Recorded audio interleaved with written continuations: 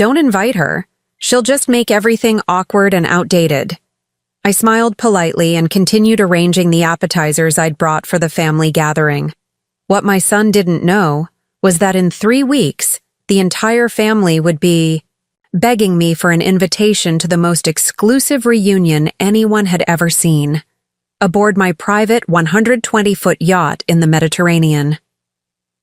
Before we dive into this incredible story, make sure to hit that like button, drop a comment telling me where you're watching from, and subscribe so you never miss stories like this one. Trust me, you're going to want to see how this unfolds.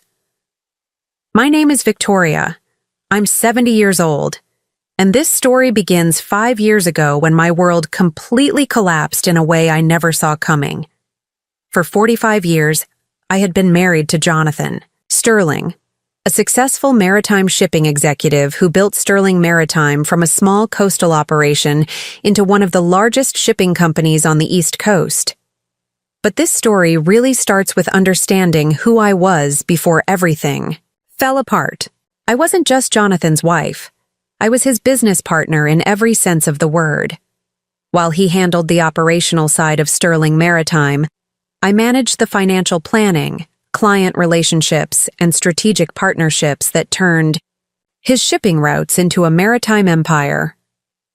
I had a master's degree in international business from Columbia, spoke 4 languages fluently, and had personally negotiated shipping contracts worth hundreds of millions of dollars. Before marrying Jonathan, I'd worked for the State Department's Trade Division, where I specialized in Mediterranean and European maritime commerce. When we met at a shipping industry conference in Monaco, I was already established in my own right. Our marriage was a true partnership. While Jonathan captained the ships and managed the logistics, I built the relationships that filled those ships with cargo. I spent decades cultivating connections with European manufacturers, Greek shipping families, and Italian port authorities. I was the one who secured our exclusive contracts with luxury resort chains across the Mediterranean, turning Sterling Maritime into the preferred shipping partner for high-end hospitality imports. We lived well, but not ostentatiously. Our home in Newport was elegant but understated, a restored 1890s mansion overlooking the harbor where we could watch our ships come and go. Jonathan always said I had the finest taste of anyone he'd ever known, whether we were selecting art for our home, choosing wines for our cellar, or planning the perfect dinner party for potential clients. I was deeply involved in Newport's cultural scene. I served on the board of the Newport Music Festival, helped organize the annual Maritime Heritage Celebration, and was a founding member of the Coastal Women's Business Alliance. I wasn't just a wealthy man's wife. I was a respected community leader who happened to be married to a successful businessman. Our son Michael was born when I was 28, and I managed to balance motherhood with my business responsibilities seamlessly. Jonathan often traveled for weeks at a time, supervising shipping routes or meeting with port authorities, so Michael and I developed an incredibly close bond. I was the parent who attended every school play, every soccer game, every parent-teacher conference. I helped him with homework in 3 languages, taught him about different cultures through the artifacts we'd collected during business trips, and shared my love of classical music and fine art. Michael was brilliant, graduating summa cum laude from Harvard Business School, and I was immensely proud when he chose to join Sterling Maritime. I had dreams of the 3 of us working together, of Michael eventually taking over the company that Jonathan and I had built from nothing. But somewhere along the way, Michael began to see me differently. Maybe it was the influence of his Harvard MBA program, where he'd learned about modern business practices and streamlined management structures. Maybe it was the young executives he'd started hiring, who viewed my hands-on involvement in client relationships as old-fashioned and micromanaging. The first sign of trouble came during a board meeting when Michael suggested we modernize our approach to client relations by transitioning away from personal relationship-based contracts toward data-driven partnership models. He was essentially arguing that my decades of carefully cultivated personal relationships with clients were outdated and inefficient. "Mom," he said during that meeting, his tone patronizing in a way that made my stomach clench. "I know you've worked hard to build these relationships, but in today's business environment, companies want streamlined professional interactions. They don't want to feel obligated to attend dinner parties or remember personal details about executives' families." I tried to explain that our European clients, particularly the Greek and Italian families, conducted business based on trust and personal connection, that the reason Sterling Maritime had exclusive contracts with luxury resorts was because I had spent 20 years building genuine friendships with the decision-makers, that removing the personal element would mean losing millions in revenue. But Michael had already made up his mind. He'd brought in a consulting firm that recommended professionalizing our client relations by assigning account managers and eliminating what they called unnecessary social expenses. Jonathan, who was 73 and increasingly tired from decades of travel, seemed relieved to let Michael take the lead. "Maybe it's time for fresh perspectives," he said when I expressed my concerns privately. "Michael has those fancy business school ideas. Let's see what he can do." What Michael could do, it turned out, was systematically dismantle everything I'd built. Within 6 months of implementing his new professional approach, we lost 3 major European clients. The Greek shipping family that had been our largest partner for 15 years was offended when Michael assigned a junior account manager to handle their relationship, instead of continuing our tradition of quarterly dinners and holiday celebrations.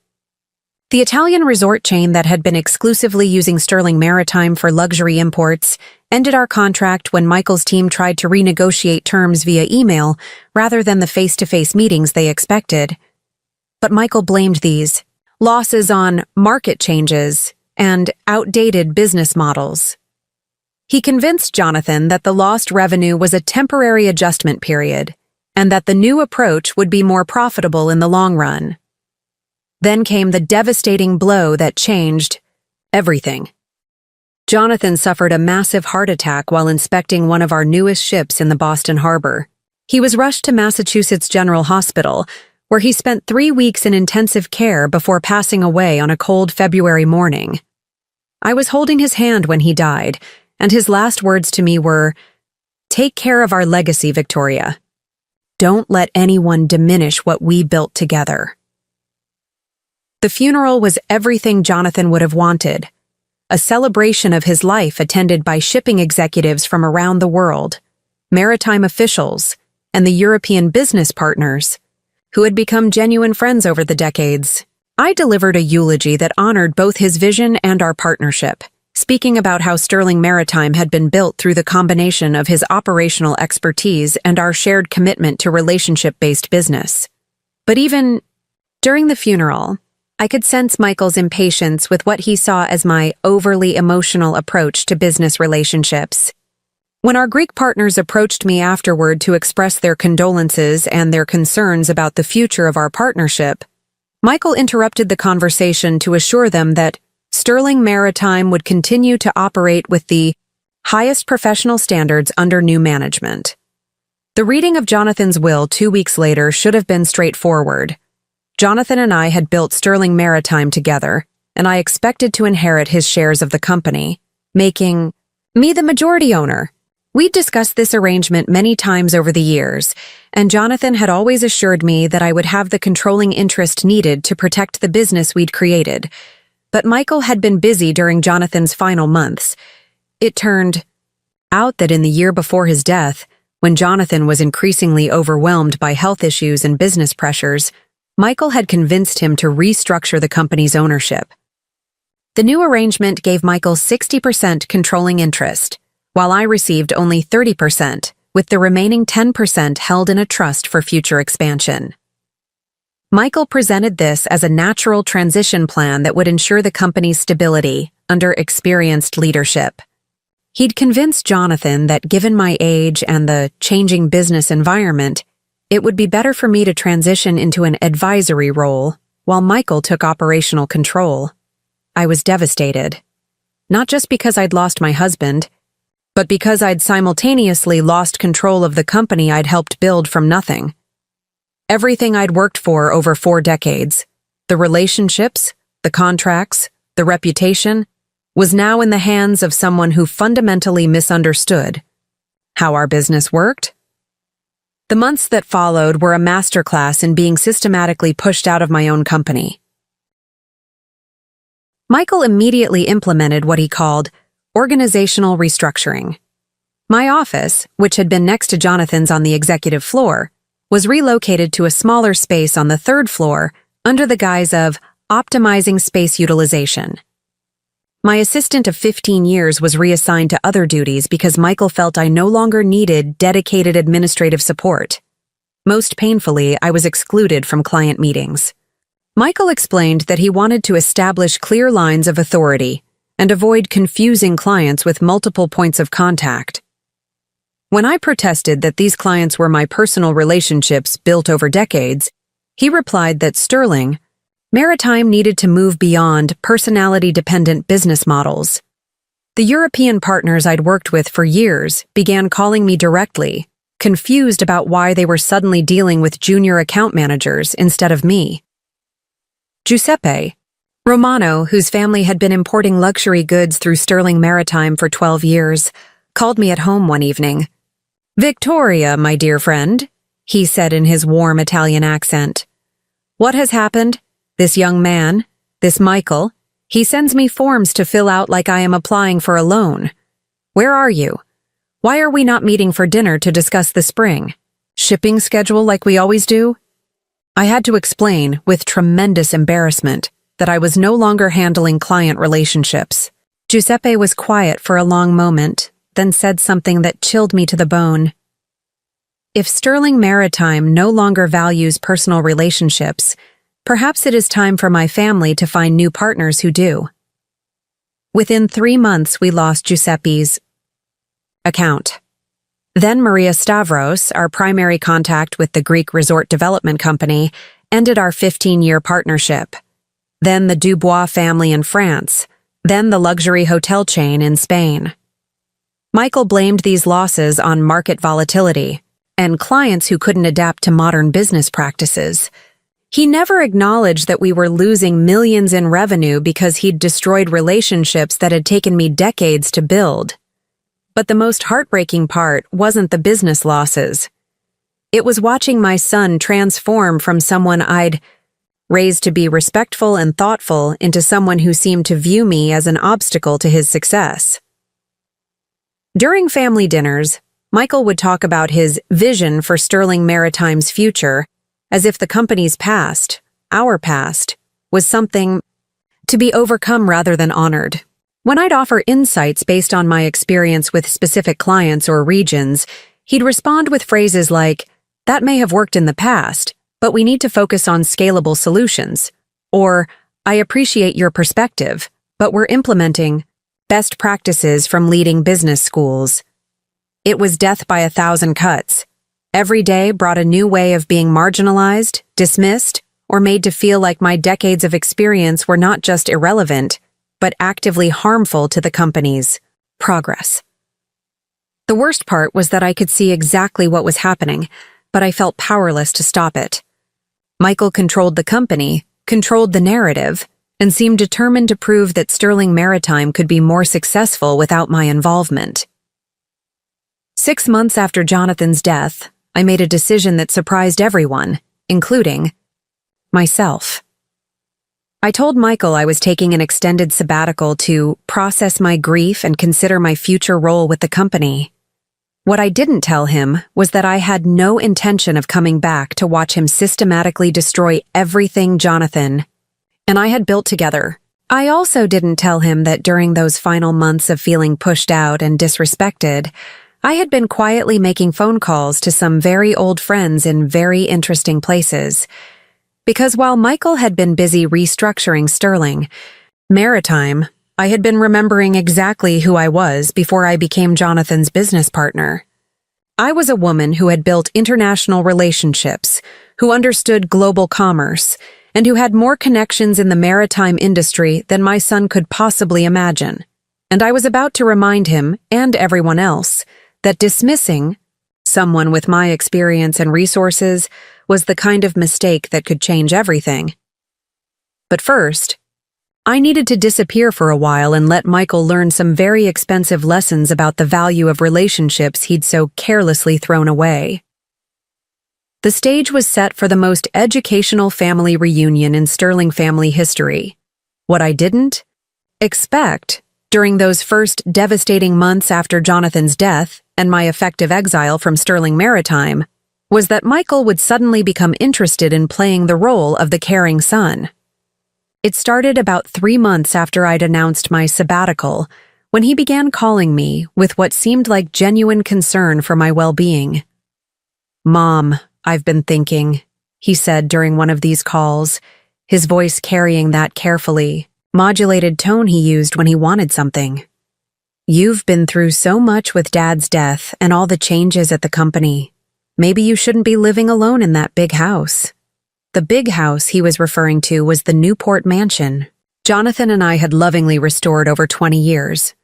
It was a 12,000-square-foot Victorian masterpiece overlooking the harbor, filled with art we'd collected during our travels and memories of 4 decades of entertaining clients, friends, and family. The house where I'd raised Michael, where Jonathan and I had hosted countless dinner parties that sealed million-dollar shipping contracts, where every room held echoes of our life together. "I'm fine, Michael," I replied carefully. "The house keeps me connected to your father's memory, and I have Mrs. Patterson coming in twice a week to help with maintenance. But Mom, it's not just about the upkeep, it's about isolation. You're 70 years old, living alone in a house that's way too big for one person. What if something happens? What if you fall or have a medical emergency?" It was a reasonable concern, and part of me was touched that he seemed to be thinking about my safety and well-being. After months of feeling dismissed and marginalized, his attention felt like a welcome change. "What are you suggesting?" I asked. "Well, Jennifer and I have been talking." Jennifer was Michael's wife, a perfectly pleasant woman who'd always been polite to me but maintained a certain distance that I'd attributed to natural daughter-in-law dynamics. Our house in Westport has that beautiful guest wing that's barely used. It has its own entrance, a lovely sitting room, and views of the water. You could have complete privacy, but still be close to family. I felt my chest tighten with a mix of emotions. On one hand, the offer seemed generous and thoughtful. Michael and Jennifer lived in a stunning contemporary home in Westport, Connecticut, about 2 hours from Newport. It would mean being closer to them and their 2 children, my grandchildren, Emma, who was 12, and James, who was 10, whom I'd barely seen since Jonathan's death. On the other hand, the idea of leaving my home, my independence, and my connection to the life Jonathan and I had built together felt like another kind of death. "That's very thoughtful," I said slowly. "But I'm not sure I'm ready to leave Newport. This house, this community, it's all I have left of the life your father and I built." "I understand, Mom, I really do. But think about Emma and James. They miss their grandmother, and Jennifer feels terrible that they don't get to spend more time with you. With everything you've been through, wouldn't it be nice to be around family, to feel needed and loved?" The mention of my grandchildren was a direct hit to my heart.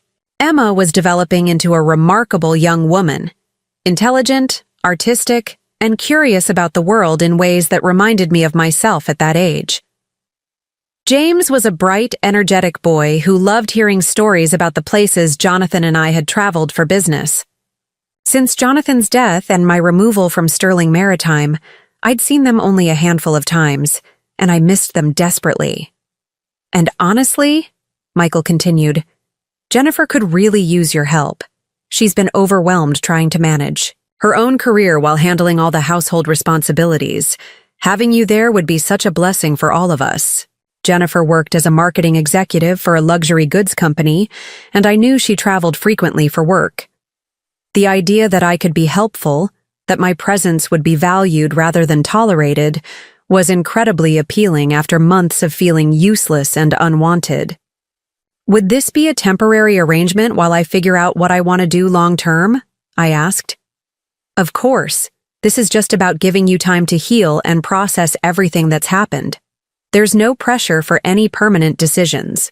We just want you to feel supported and loved during this difficult time. Over the next several weeks, Michael was remarkably attentive and persuasive. He called every few days to check on me, sometimes bringing Emma and James to the phone to express how excited they were about the possibility of having Grandma Victoria closer by. He arranged for me to visit their Westport home for a weekend, during which Jennifer gave me a thorough tour of the guest wing and spoke enthusiastically about all the ways I could be involved in family life. Victoria, you have such incredible taste, Jennifer said as we walked through the guest suite, which was indeed beautiful. A spacious bedroom, elegant sitting room, and private bathroom with French doors opening onto a terrace overlooking Long Island Sound. I've always felt intimidated trying to decorate this space. I could really use your expertise in making it feel more sophisticated. She showed me the main house, pointing out areas where she felt out of her depth in terms of design and entertaining. I know you were famous for your dinner parties when you and Jonathan were building Sterling Maritime.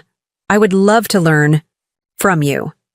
Michael's been telling me about the incredible events you used to host for European clients. They sound so elegant and sophisticated. It was exactly what I needed to hear. After months of being told that my approach to business was outdated and my experience was irrelevant, Jennifer was treating me like someone with valuable knowledge and skills to share. The children were equally enthusiastic.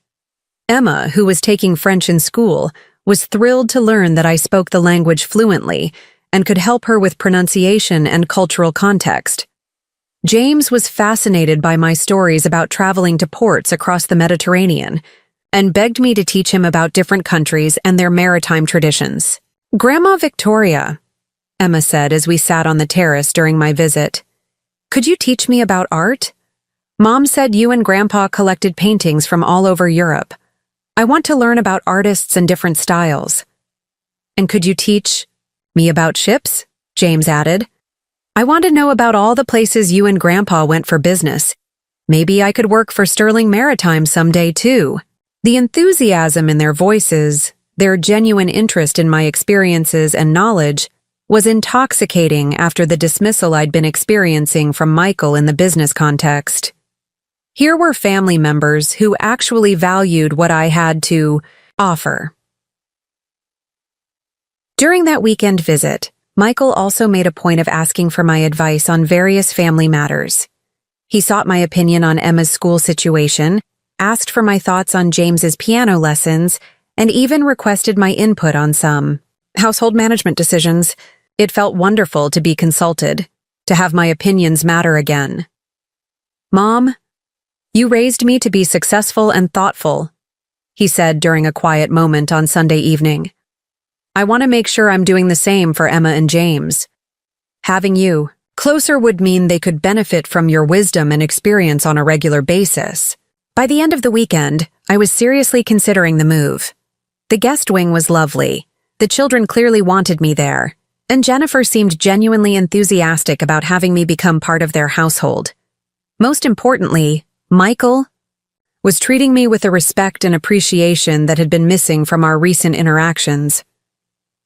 But I still had reservations about leaving Newport, about giving up my independence and the last tangible connection to the life Jonathan and I had shared. Michael seemed to understand my hesitation. Mom, what if we started with a trial period? Maybe just a few months. You could keep the Newport house and see how you feel about being with us. If it doesn't work out, you could always go back. And what about my things? My furniture, my art, collection, all the pieces Jonathan and I gathered over the years? We'll make room for whatever you want to bring. The guest wing has plenty of space for your personal items, and honestly, your taste is so much better than ours. I'd love for you to bring some of your beautiful pieces to make the space truly your own. It was Jennifer who made the final persuasive Argument. Victoria, I have to travel for work quite a bit over the next few months. The luxury goods industry is expanding into new markets, and I need to be in Europe regularly. Michael tries to help, but he's overwhelmed with Sterling Maritime, especially with all the client changes lately. Having you here would mean Emma and James have someone they love and trust taking care of them when we're both traveling. You'd really be saving us. The idea that I would be needed, that my presence would solve real problems for them rather than creating inconvenience, was irresistible. And the mention of Jennifer's European travel triggered my old instincts. I found myself offering advice about navigating business relationships in different countries, sharing insights about cultural expectations and protocols that I'd learned during my decades in international maritime commerce. "Oh my goodness," Jennifer said when I mentioned some of the challenges she might face with Italian manufacturers. "I had no idea about those cultural considerations. Michael said you were brilliant at international business, but I didn't realize how much expertise you have. This is exactly the kind of guidance I need." Within a month, I had made the decision to accept their invitation. I arranged for most of my furniture to be put in storage, but I brought several of my favorite pieces to the guest wing: an antique writing desk where I could handle correspondence, a small but valuable collection of Mediterranean maritime art, and my grandmother's china service that I'd always used for special occasions. The move itself was emotional. As I watched the moving truck pull away from the Newport mansion with boxes of my belongings, I felt like I was closing a chapter of my life that I wasn't sure I'd ever be able to reopen.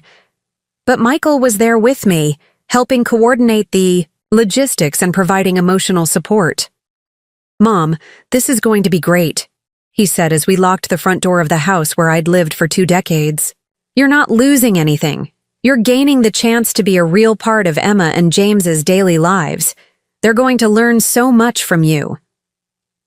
The first few weeks in Westport were everything Michael and Jennifer had promised. I settled into the guest wing, which was indeed beautiful and comfortable. Jennifer consulted me on everything from menu planning for a dinner party she was hosting to advice about European business etiquette for her upcoming trip to Milan. I helped Emma with her French homework and shared stories about the art Jonathan and I had seen in museums across Europe. I taught James about maritime geography and showed him how to identify different types of cargo ships from the harbor views visible from the house. Most satisfyingly, I felt useful again. When Jennifer traveled for work, I managed the household seamlessly. I coordinated the children's schedules, supervised homework, and even helped Michael by handling some of the domestic responsibilities that usually fell to Jennifer. I planned and prepared elaborate dinners when Michael brought business associates home, drawing on decades of experience entertaining clients and partners. "Mom, that dinner you made for the Port Authority executives was incredible," Michael said after one particularly successful evening. "I forgot how amazing you are at making business relationships feel personal and welcoming. Jennifer's been trying to figure out how to entertain properly, but you make it look effortless." I was happy. For the first time since Jonathan's death, I felt like I was exactly where I belonged, contributing meaningfully to my family's life and sharing my experience in ways that were valued and appreciated. But most importantly, I was building genuine relationships with Emma and James. Emma would often join me in the sitting room after school, where I'd help her with homework while sharing stories about the places Jonathan and I had traveled. She was particularly fascinated by my descriptions of Venice, where we'd negotiated some of our most important shipping contracts. "Grandma, could we go to Venice together someday?" she asked one afternoon as we looked through photos from one of my business trips. "I want to see the palaces you described and the glass factories on Murano Island. I would love nothing more," I told her, meaning every word. "There's so much of the world I'd love to show you." James was equally engaging, though his interests ran more toward the technical aspects of shipping and international trade. He'd sit beside me while I explained how cargo was loaded and secured, how weather patterns affected shipping routes, and how different ports had unique challenges and advantages. "Could I visit one of Sterling Maritime's ships?" he asked one evening. "I want to see how everything works." I felt a pang of sadness, knowing that my access to Sterling Maritime was now extremely limited. But I promised him we'd find a way to arrange a tour. For 3 months, everything was perfect. I was the helpful grandmother, the experienced advisor, the elegant hostess who made family dinners feel special and sophisticated. Jennifer relied on my input for everything from interior design decisions to advice about handling difficult European clients. Michael seemed to genuinely value my presence and frequently commented on how much happier the children seemed with me there. I should have realized it was too good to last. But during those blissful months of feeling needed and valued, I missed the subtle signs that the dynamics were already beginning to shift. Small comments that didn't quite sit right. Occasions when I felt like I was being managed rather than consulted. Moments when Michael and Jennifer would exchange glances that seemed to communicate something I wasn't part of. I was so grateful to feel useful again, so happy to be close to my grandchildren, so relieved to be treated with respect and appreciation, that I didn't notice the foundation was already beginning to crack. The first real sign of trouble came on a cold December evening when I overheard a phone conversation that changed everything I thought I understood about my place in their family.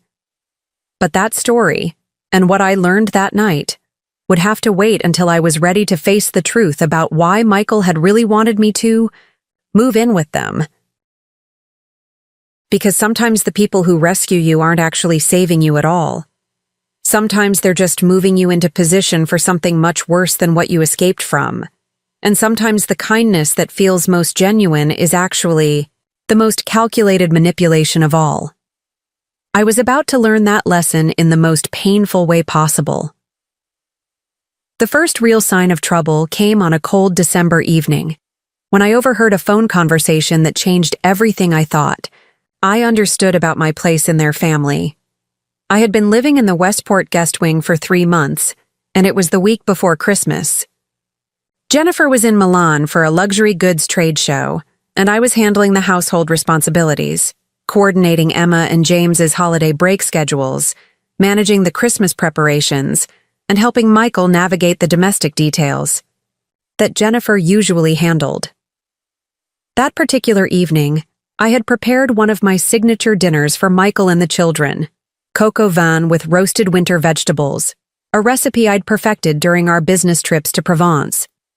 The children had gone to bed after we'd spent the evening addressing Christmas cards and planning our holiday traditions. I was in the guest wing, settling down with a book and a glass of wine, when I realized I'd left my reading glasses in the main kitchen.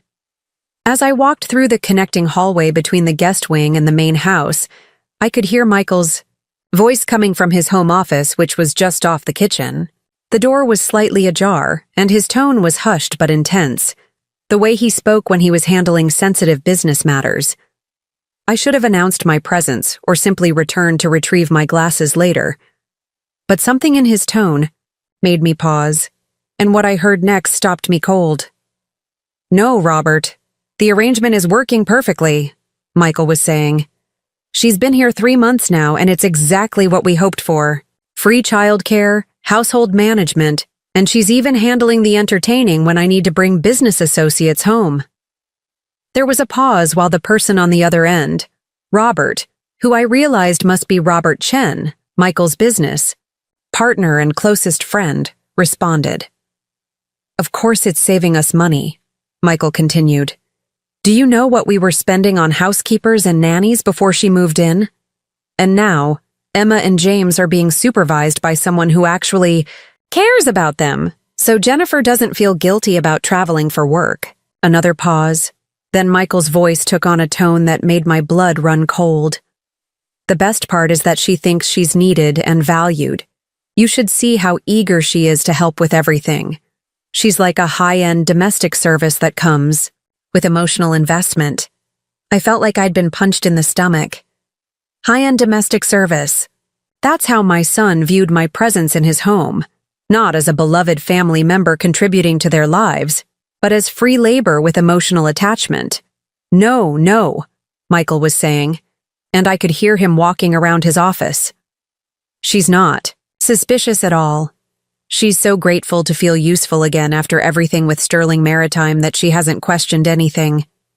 And honestly, Robert, it's working out better than we expected. She has incredible standards. She knows how to manage a household properly, and the kids are getting a level of attention and education that we could never afford to hire. The conversation continued, but I felt like I was hearing it through water.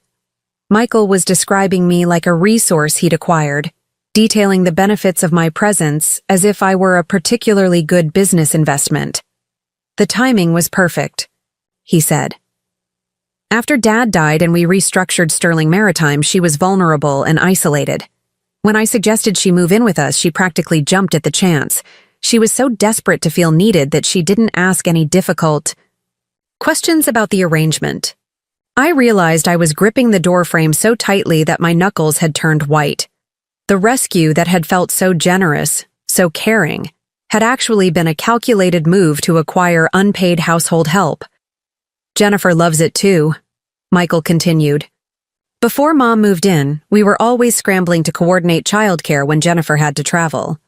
Now she can take any assignment without worrying about the kids, and she knows they're being taken care of by someone who actually teaches them things instead of just keeping them occupied. The casual way he discussed the benefits of my presence, as if I were a particularly efficient appliance, was devastating. But what came next was even worse. The only challenge is managing her expectations, Michael said. She sometimes acts like she has decision-making authority in family matters, which Jennifer finds annoying. We have to be careful to make her feel included without actually giving her any real influence. I heard Robert's voice through the phone, though I couldn't make out the words. Exactly, Michael replied. We consult her on things that don't matter and ignore her input on things that do. Like, we'll ask her opinion on what wine to serve at dinner parties, but we don't involve her in any real decisions about the kids, education, or our social calendar. She gets the satisfaction of feeling heard without actually having any power. The conversation continued, but I had heard enough. I quietly retreated to the guest wing, my hands shaking as I closed the door behind me. I sat on the edge of my bed, trying to process what I'd just learned. Everything I had interpreted as love and respect had actually been management and manipulation. The consultation on household matters that had made me feel valued was just a strategy to keep me cooperative. The gratitude for my help with Emma and James wasn't appreciation for my contributions as a grandmother. It was relief at having found a solution to their childcare challenges. I felt like an idiot. A lonely, grieving widow who had been so desperate to feel needed that she'd walked straight into a situation where she was being used. But the worst part wasn't the deception itself. The worst part was realizing how perfectly it was working. I had been so grateful for their apparent kindness that I'd never questioned the underlying dynamics. I'd been providing thousands of dollars worth of services, household management, childcare, tutoring, entertaining, without any compensation or even acknowledgement of the economic value I was contributing. That night, I lay awake replaying every interaction from the past 3 months, seeing them all through this new lens. The enthusiastic way Jennifer had consulted me about decorating and entertaining, she was getting professional-level interior design and event planning services for free. The way Michael praised my dinner parties with business associates, I was handling his corporate entertaining obligations without him having to hire caterers or event planners. Even my relationships with Emma and James, which had felt so genuine and meaningful, were being viewed by their parents as a convenient solution to their childcare needs rather than valuable intergenerational bonding. I started to notice things I had missed before. Small comments that revealed how they really viewed our arrangement. The next morning, when Jennifer returned from Milan, she was effusive in her gratitude for how I'd managed everything in her absence. But as she recounted her trip to Michael, I heard her say, It's such a relief knowing Victoria can handle everything when I travel. I don't have to worry about anything domestic. It's like having a live-in household manager who actually cares about the family. A household manager. Not a grandmother, not a family member, not someone whose presence enriched their lives in meaningful ways. A household manager. Over the following weeks, I began to notice the subtle ways they controlled my involvement in family decisions while maintaining the illusion that my input mattered. When it came time to plan Emma's birthday party, for example, Jennifer asked for my opinions on decorations and menu ideas, making me feel like a valued collaborator. But when I suggested inviting some of Emma's school friends that I'd gotten to know through carpooling and after-school activities, Jennifer politely dismissed the idea. "Oh, Victoria, that's so thoughtful. But we've already decided to keep it small this year, just family and a few very close friends," she said with a smile that didn't quite reach her eyes. Later, I overheard her on the phone with one of her friends saying, "We're having Emma's party at the country club this year. I know it's more expensive, but Michael's been making some good connections there, and it's important for networking." They were having the party at the country club, a decision that had apparently been made before they ever consulted me, and inviting parents and children I'd never heard them mention before. My input on decorations and menu had been solicited not because they valued my opinion, but because they needed someone to handle the planning details for an event they'd already conceptualized without me. The pattern became clear once I started looking for it. They would ask for my advice on implementation while excluding me from decision-making. They wanted my labor and expertise, but not my influence or authority. The most painful example came when James expressed interest in taking sailing lessons. Having grown up around maritime activities, I was thrilled and immediately offered to research sailing programs and even teach him some basics myself. I had learned to sail as a young woman and had maintained those skills throughout my life with Jonathan. "That's wonderful, Victoria," Jennifer said when I brought up James's interest. "Would you mind looking into some programs for us? You probably know much more about sailing than we do." I spent hours researching youth sailing programs in the area, comparing curricula, safety records, and costs. I compiled a detailed report with my recommendations and even reached out to my contacts in the local maritime community to get insider perspectives on the best instructors. When I presented my research to Michael and Jennifer, they were appropriately grateful and impressed. "This is incredible, Mom," Michael said. "You've done such thorough work. We really appreciate you taking the time to put this together." But the next week, I overheard Jennifer on the phone enrolling James in a completely different sailing program.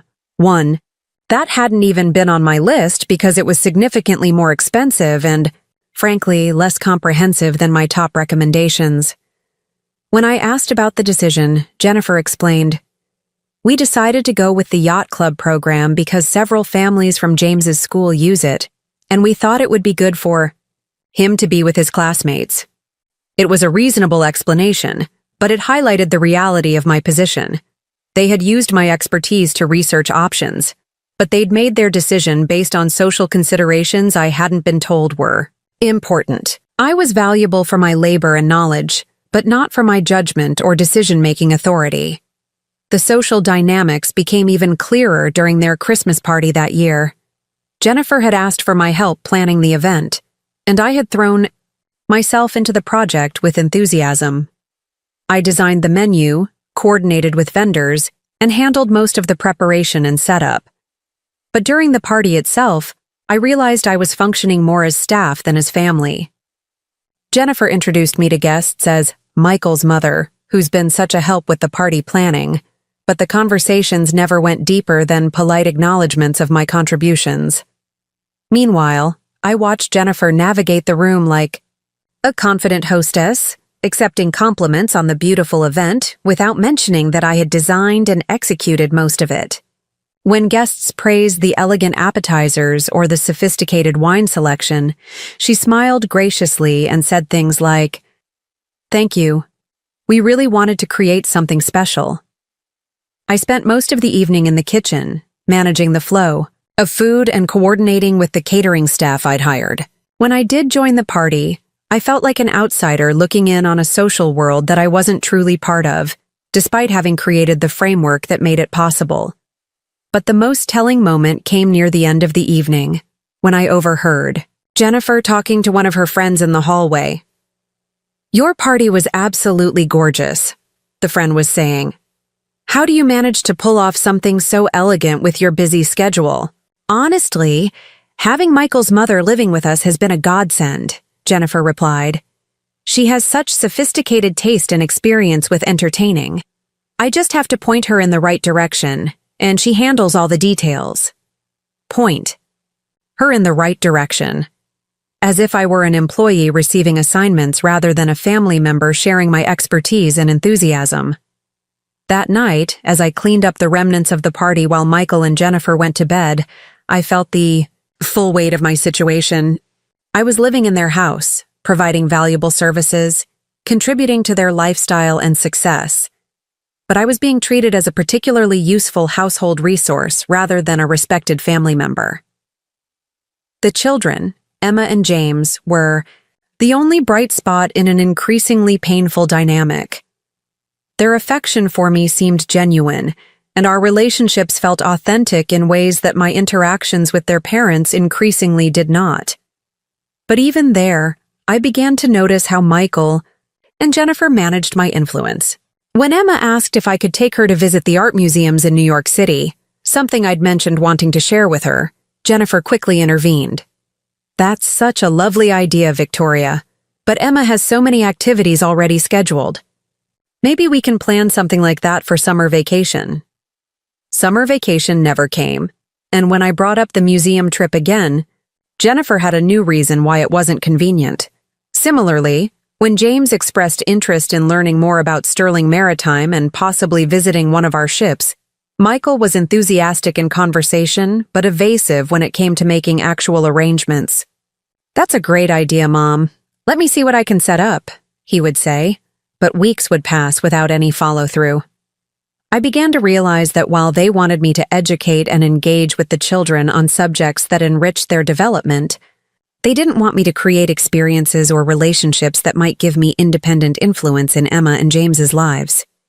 The control was subtle, but comprehensive. I could teach James about maritime geography in their living room, but I couldn't take him to see actual ships. I could help Emma with her French homework, but I couldn't take her to French cultural events in the city. I could share my knowledge and enthusiasm, but only within the boundaries they set. By February, 6 months after moving in with them, I had a clear understanding of my actual role in their household. I was a high-end domestic service provider who happened to be related to them. I managed their home, cared for their children, handled their entertaining, and provided educational enrichment, all without compensation, contracts, or genuine decision-making. Authority, but they had been careful to make the arrangement feel like family generosity rather than economic exploitation. They consulted me just enough to make me feel valued, praised my contributions just enough to keep me motivated, and included me just enough to prevent me from feeling completely marginalized. It was a masterful manipulation, and I had to admit, with a mixture of admiration and horror, that it was working exactly as they had intended. The question was, what was I going to do about it? Because while I had been playing the role of grateful grandmother and helpful household manager, I had also been doing something else. Something that Michael and Jennifer couldn't possibly have anticipated, because they had no idea who I really was or what resources I actually had access to. I had been making phone calls, very interesting phone calls to very old friends in very strategic places, and I was beginning to formulate a plan that would teach them exactly what it meant to underestimate Victoria Sterling. But first, I needed to endure a few more months of being treated like a useful appliance. Because the longer they took me for granted, the more devastating their education was going to be, and I was very much looking forward to their education. The harsh realities of my situation became undeniably clear during what should have been one of the happiest moments of my time in Westport, Emma's spring art show at school. It was mid-March, and for months I had been helping Emma with her art projects, sharing techniques I'd learned during my years of collecting pieces across Europe. With Jonathan, Emma had a natural talent that reminded me of myself at her age, and working with her had become one of my greatest joys during those increasingly difficult months of living in their guest wing. When Emma told me about the school art show where students would display their best work for parents and family members, I was thrilled. She had been working on a series of watercolor paintings inspired by my stories about Venice, and I was excited to see her work displayed and to meet her art teacher, who Emma said had been impressed by the techniques I'd taught her. "Grandma Victoria, you have to come," Emma said one afternoon as we worked together in the sunroom that had become our informal art studio. "Mrs. Richardson wants to meet you. I told her about all the museums you've visited and how you taught me about color theory and composition. I wouldn't miss it for the world," I assured her, and I meant it. This felt like exactly the kind of meaningful involvement in my grandchildren's lives that I had hoped for when I moved to Westport. But when I mentioned the art show to Jennifer that evening, her response was unexpected. "Oh, that's so sweet. That Emma wants you there," she said, not looking up from her laptop where she was reviewing travel itineraries for another European business trip. "But I should probably mention that these school events can be a bit overwhelming. Lots of parents, very crowded, and sometimes the social dynamics get complicated." I felt a familiar pang of unease. "Complicated how?" "Well, you know how these things are. Parents tend to cluster with families they know from school activities and social circles. Since you haven't been involved in the school community, it might be awkward for you to navigate." Michael, who was reading nearby, looked up from his newspaper. "Mom, maybe it would be better if you stayed home this time. Jennifer and I can represent the family and we'll take lots of photos to show you." The suggestion hit me like a slap. "But Emma specifically asked me to come. She wants to introduce me to her art teacher." "And that's lovely," Jennifer said in that carefully modulated tone I was beginning to recognize as her way of dismissing my concerns while appearing reasonable. "But Emma's 12 years old. She doesn't understand the social complexity of these events. It would be better for everyone if the immediate family handles school functions." "I am immediate family," I said, trying to keep my voice calm. "I'm her grandmother." Michael and Jennifer exchanged one of their looks, the kind of wordless communication that excluded me completely while making decisions about my life. "Of course, you're family, Mom," Michael said. "But you have to understand that Jennifer and I have spent 2 years building relationships with other parents at Emma's school. These people don't know you, and showing up with an extra family member might send the wrong message about our family structure." "What kind of message?" "Well, that we can't manage our own household responsibilities," Jennifer explained. "Some of these parents are very traditional about family roles. If they see that we need Michael's mother to help with childcare and school events, it might affect how they view us professionally and socially." I stared at them, trying to process what I was hearing. They were worried that my presence at Emma's art show would make them look incompetent as parents. They were more concerned about the opinions of other parents than about Emma's desire to share her accomplishments with her grandmother. "Emma will be disappointed," I said quietly. "Emma will understand," Michael replied. "We'll explain that you had other commitments but that you're very proud of her work. They wanted me to lie to my granddaughter, to pretend I had chosen not to attend rather than admit they had forbidden me from coming." That night, I lay in bed thinking about how completely my role had been redefined. I could help Emma with her art in private, providing the kind of sophisticated instruction that enhanced her skills and knowledge. But I couldn't be acknowledged publicly as having contributed to her development, because that might reflect poorly on her parents. I was valuable as a resource, but liability as a representative. The art show took place on a Thursday evening, and I spent those hours alone in the guest wing, looking through my own art books and thinking about all the museums and galleries Jonathan and I had visited together. I imagined Emma showing her Venice-inspired paintings to her classmates and teacher, explaining the techniques I'd taught her, while her parents stood nearby accepting compliments for her artistic development. When they returned home that evening, they were full of enthusiasm about Emma's success. She won second place in her age category, Jennifer announced. The art teacher was so impressed with her technical skills. She said Emma has been applying some very sophisticated concepts that are unusual for someone her age. Mrs. Richardson asked where Emma had learned about color theory and composition, Michael added. We told her that Emma's been doing a lot of independent reading about art. Independent reading. Not instruction from her grandmother who had studied art history and had personal relationships with gallery curators across Europe. Independent reading. They had erased my contribution entirely, taking credit for Emma's artistic development while ensuring that no one at the school knew I existed. Emma, when she came to show me her ribbon and tell me about the evening, was more honest about what had happened. Mrs. Richardson said my paintings looked like someone had been teaching me professional techniques, she said, settling into the chair beside my desk where we usually work together. I told her about all the things you've taught me, and she said she'd love to meet you sometime. What did your parents say? Emma's expression shifted slightly.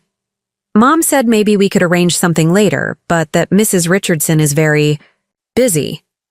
Even a 12-year-old could sense the deflection, but the art show was just the beginning of a pattern that became increasingly obvious over the following weeks. Every time an opportunity arose for me to be publicly acknowledged as a meaningful part of Emma and James's lives, Michael and Jennifer found ways to limit or eliminate my involvement. When James's class was studying maritime history and his teacher suggested bringing in a guest speaker with industry experience, I eagerly volunteered. I had decades of first-hand knowledge about shipping, international trade, and maritime culture that would have been perfect for a classroom presentation, but when I mentioned it to Michael, he looked uncomfortable. That's a great idea, Mom, but I think it might be better if I handle it. I could talk about Sterling Maritime's current operations, which would be more relevant to the kids' curriculum. But I have so much more experience with the historical aspects, and I've actually been to most of the ports and countries they're studying. True. But you have to remember that these are 10-year-olds. They need information presented in a very specific way that aligns with their educational goals. I think it's better to keep it simple and focused on contemporary business practices. The real reason became clear a few days later when I overheard Michael on the phone with James's teacher. I'd be happy to come speak to the class about maritime commerce, he was saying. Sterling Maritime is one of the leading shipping companies in the region, and I think the kids would enjoy learning about modern cargo operations. No, that won't be necessary. I can handle all the background information they need. He was protecting his professional image by ensuring that his mother, whose expertise actually exceeded his own in historical and cultural areas, didn't overshadow him in front of James's teacher and classmates. The pattern extended to social situations as well. When Jennifer's book club decided to read a novel set in post-war Italy, she casually mentioned that I had lived in Italy for 6 months during the early years of Sterling Maritime's European expansion. Victoria has such fascinating insights about Italian culture and history, she told her friends during one of their meetings at our house. She's been to all the places the book describes. The women were intrigued and began asking me questions about my experiences in Italy.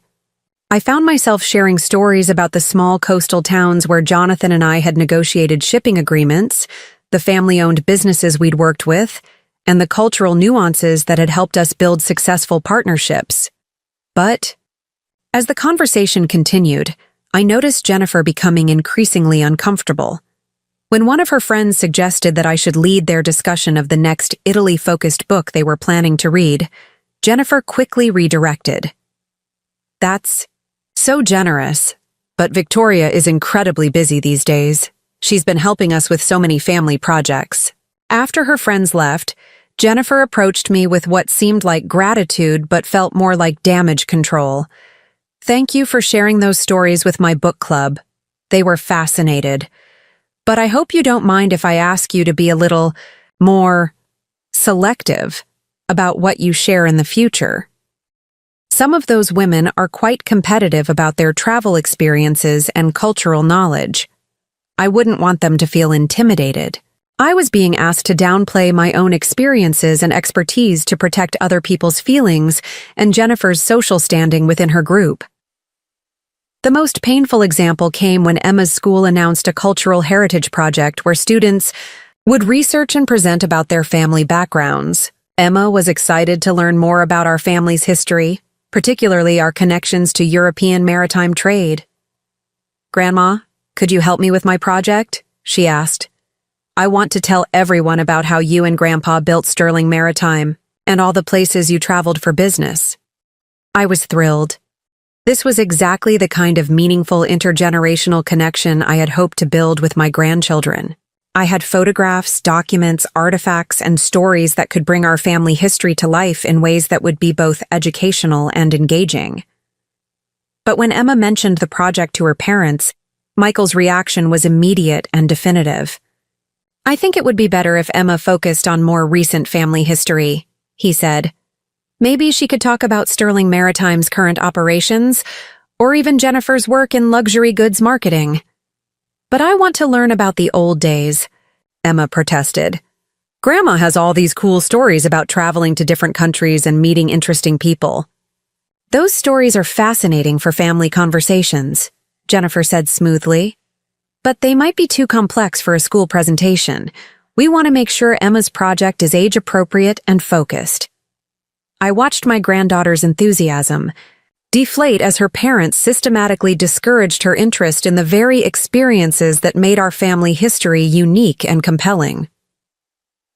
That evening, after Emma had reluctantly agreed to focus her project on modern business practices, I found myself alone in the guest wing, surrounded by photo albums and mementos from decades of travel and business development that my own family considered inappropriate for sharing.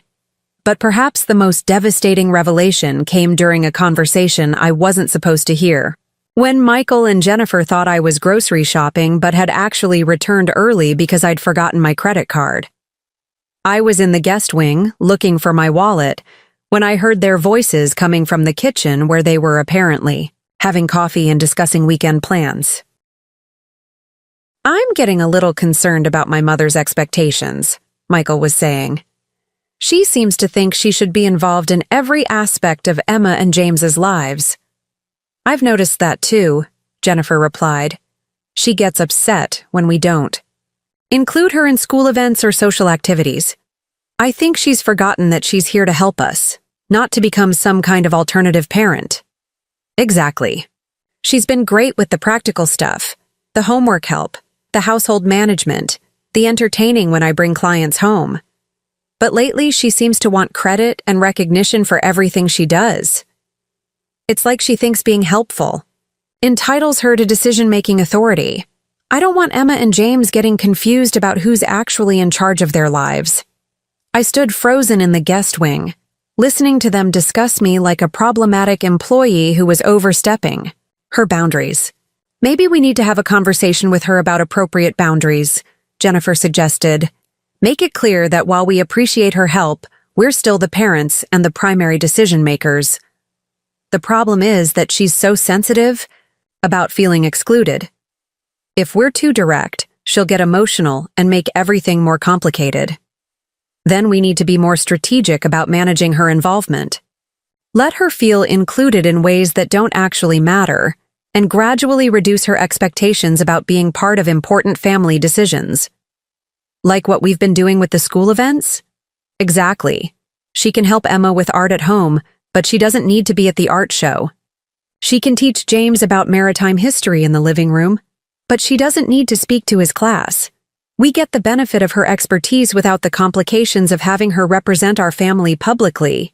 I felt physically sick.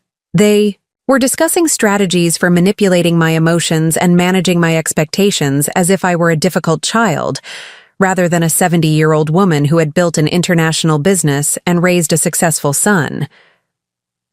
But the conversation wasn't over. I do worry about the long-term situation, Michael continued. She can't live here forever, and I'm not sure how we transition her out without creating family drama. What do you mean? I mean, she's gotten very comfortable here. She's rearranged the guest wing to suit her taste. She's established routines with the kids, and she seems to think this is her permanent home. But Jennifer, we always intended this to be temporary, just until she figured out what she wanted to do with her life. So, what are you suggesting? I think we need to start encouraging her to consider other options. Maybe suggest that she'd be happier in a senior community where she could make friends her own age. Or maybe we could help her find a nice apartment somewhere nearby so she could maintain independence while still being close to family. Jennifer was quiet for a moment. She's not going to want to leave voluntarily. She's too attached to Emma and James, and honestly, she's too useful here. Then we need to make the current arrangement less comfortable for her. Not cruel, just less accommodating. Make it clear that this is our house, our family, our decisions. How do we do that without being obvious about it? We start treating her more like a guest and less like a resident. We stop consulting her on household decisions. We make plans without including her. We establish clearer boundaries about her role with the children. They were planning my gradual exclusion from the family life I had thought I was becoming a meaningful part of. The goal, Michael concluded, is to help her realize that she'd be happier living independently while maintaining a more traditional grandmother relationship with Emma and James. You mean visits and holidays instead of daily involvement? Exactly. She can be a beloved grandmother without being a permanent household member. I quietly retreated to the guest wing, my hands shaking as I processed what I'd heard. They had never intended for this arrangement to be permanent. They had invited me to move in with them not out of love or concern for my well-being, but because they needed temporary help with childcare and household management during a busy period in their lives. And now that I had become inconveniently attached to my grandchildren and invested in family life, they were planning to gradually make me so uncomfortable that I would choose to leave. That evening, I sat at my antique writing desk, one of the few personal items I had brought from Newport, and began making a list. Not a list of grievances or complaints, but a list of phone numbers. Very specific phone numbers for very particular people. Because while Michael and Jennifer had been strategizing about how to manage me like a problematic domestic situation, I had been doing something they couldn't possibly have anticipated. I had been remembering exactly who I was before I became a widowed mother looking for a place in her son's family. I was Victoria Sterling, who had built international business relationships across 3 continents. I was the woman who had negotiated shipping contracts worth hundreds of millions of dollars. I was someone who still had friends and allies in places that mattered, even if my son had forgotten that fact. And I was about to remind him, and everyone else, that treating someone with my background and resources like a dispensable household convenience was the kind of mistake that could change everything. But first, I had a few more phone calls to make. Very interesting phone calls to very old friends who were going to be quite surprised to hear from me, and then I was going to start planning the most educational family reunion in Sterling family history. The phone calls I had been making during those months of gradual exclusion and systematic dismissal weren't random conversations with old friends.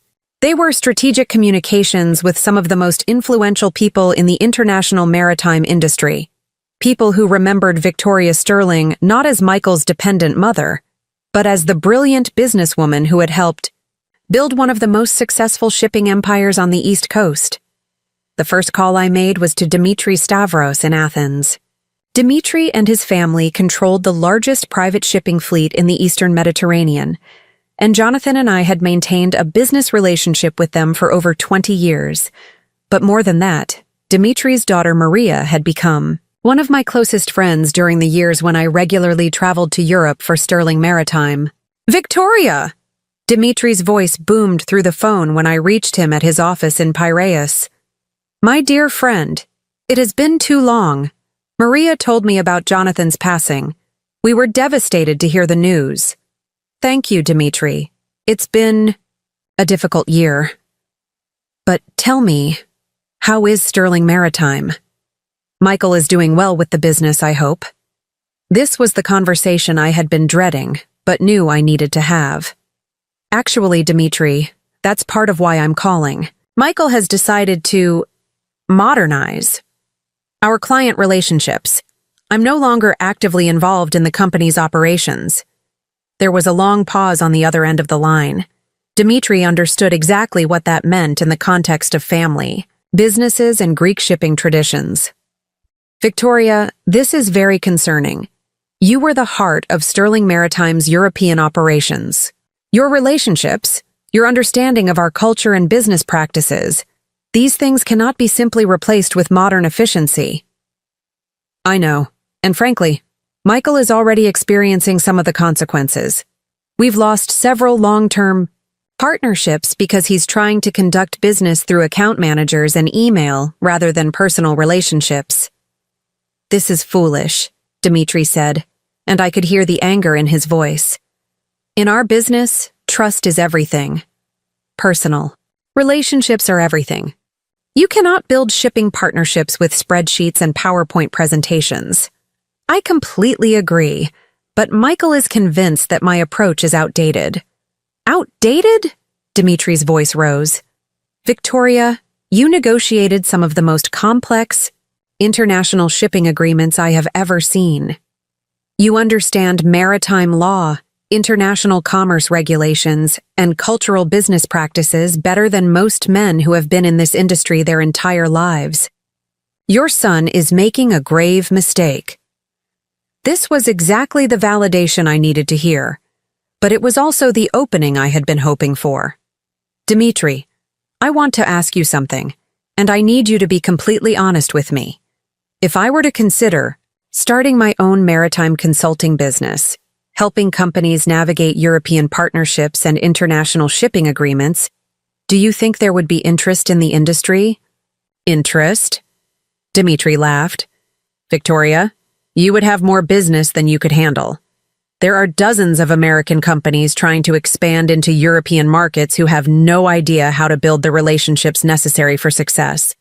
And there are European companies who want to work with Americans, but don't trust the young executives who treat business like a computer program. You really think so? I know so. In fact, I have been looking for someone exactly like you to help. Some of our partners navigate American business culture and regulations. If you were serious about consulting, I would be your first client.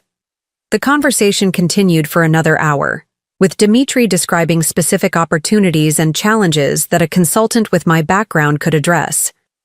By the time I hung up, I had a clear understanding that my skills and experience were not only still valuable, they were actually in high demand.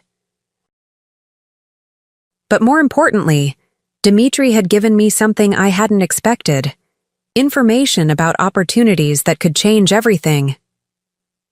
Victoria, there is something else you should know, he had said near the end of our conversation. Alessandro, Romano's family is selling their yacht brokerage business in Monaco. Alessandro is retiring, and his sons are not interested in continuing the business. Alessandro Romano was an old friend whose family had been involved in luxury yacht sales and chartering for 3 generations. I had met him years ago when Jonathan and I were considering purchasing a yacht for both business entertaining and personal use. That's interesting, I said, not immediately understanding why Dimitri was telling me this. The business includes not just yacht sales, but a fleet of charter vessels and exclusive relationships with some of the most prestigious marinas in the Mediterranean. It is worth approximately 8 million euros, but Alessandro is motivated to sell quickly and would prefer to work with someone he trusts rather than pursue the highest offer. 8 million euros. For a business that I understood, in an industry where I had extensive relationships, located in a region where I had been working for decades. Dimitri, why are you telling me this? Because, my dear friend, if you are serious about independence and consulting, owning a yacht brokerage would give you credibility, resources, and access to the kind of clients who need exactly the services you could provide. And more than that, it would give you something your son clearly doesn't appreciate. What's that? Power. That conversation was the first of many I had over the following weeks. I called Maria Stavros in Santorini, Giuseppe Romano in Naples, François Dubois in Marseille, and Henrik Larsson in Copenhagen.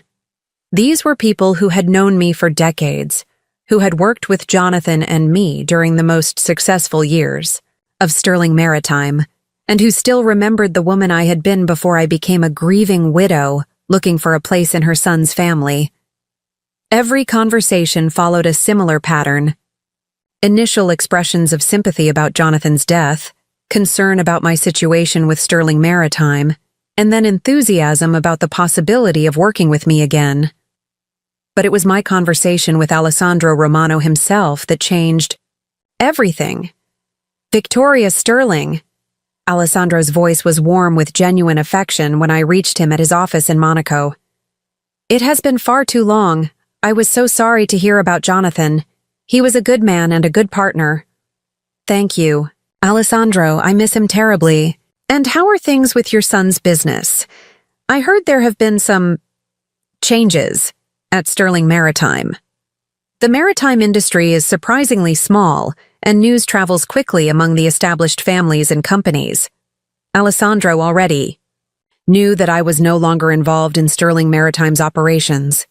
Dimitri Stavros mentioned that you might be interested in selling Romano Yacht Brokerage, I said, deciding to be direct. Ah, Dimitri told you? Yes, it is true.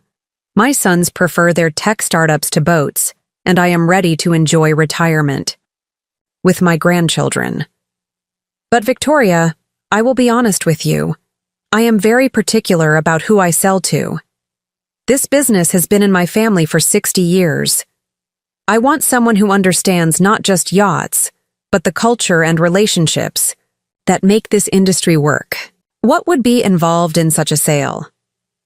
The business includes our brokerage office in Monaco, a fleet of 12 charter yachts ranging from 80 to 200 feet, exclusive berthing agreements with marinas in Monaco, Cannes, Saint-Tropez, and Portofino, and established relationships with shipyards, captains, crew agencies, and luxury service providers throughout the Mediterranean. He paused, then continued with a tone that suggested he was making a significant decision.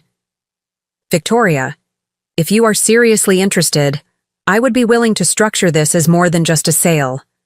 I would stay on for 6 months to introduce you to all our clients and partners, help you establish your credibility in the market, and ensure a smooth transition. And because I know you and trust your judgment, I would be willing to accept a very reasonable price. 6 million euros instead of the 8 million I have been asking from other potential buyers. 6 million euros. Approximately $6.5 million. It was a staggering amount of money, but not an impossible amount for someone with my resources. Jonathan and I had been very successful, and despite Michael's assumption that I was financially dependent on family generosity, I still had significant assets that I had never discussed with him. Alessandro, could I ask you a hypothetical question? Of course.